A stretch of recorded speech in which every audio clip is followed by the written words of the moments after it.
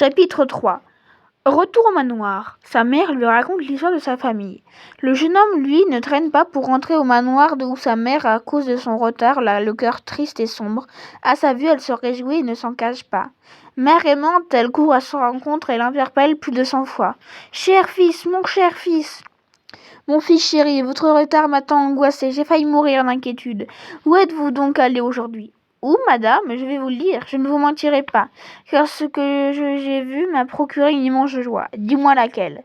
Vous dites toujours que les anges de notre Seigneur Dieu sont les plus belles créatures de la nature et qu'il n'y a rien de plus beau au monde. Cher enfant, je l'affirme, le certifie et le redis. Taisez-vous, mère, n'ai-je pas vu aujourd'hui les plus belles choses qui soient dans la forêt déserte? Plus belles à mon avis que Dieu et tous ses anges. Je crois, mon fils, que tu as vu les anges dont les gens se plaignent car ils tuent tout ce qu'ils rencontrent.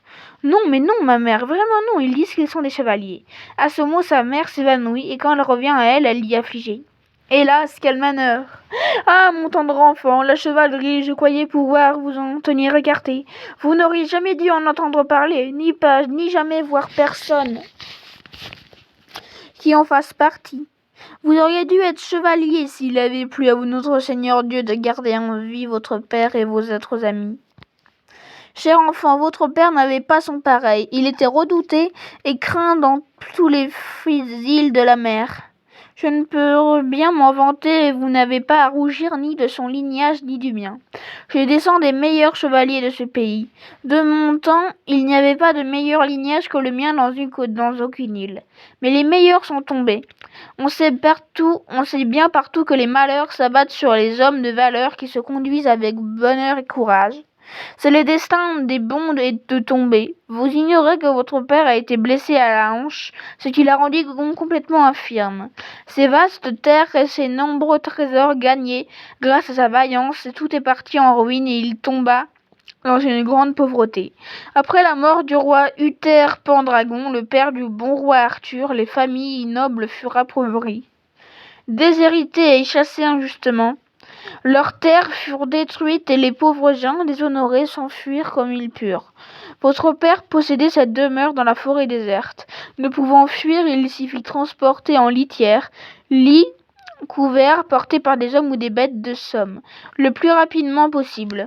Vous étiez petit, vous aviez 2 frères, très beaux. Vous étiez petit, vous étiez encore. Vous aviez à peine plus de 2 ans. Sur les conseils de votre père, quand vos frères furent assez grands, ils se rendirent dans 2 cours royales pour recevoir armes et chevaux.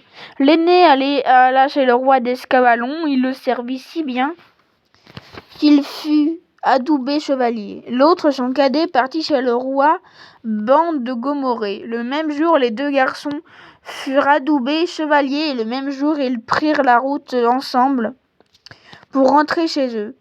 Ils voulaient me faire cette joie ainsi qu'à leur père, mais lui ne les revit plus. Ils furent vaincus par les armes et tués tous les 2. J'en garde un immense chagrin. Depuis leur mort, vous êtes mon unique réconfort et tout mon bien. J'ai perdu tous les miens. Le jeune homme n'écoute pas le récit de sa mère. Donnez-moi à manger, dit-il. Je ne sais pas de quoi vous me parlez, mais j'irai très volontiers voir ce roi qui fait les chevaliers, et j'irai quoi qu'il en coûte.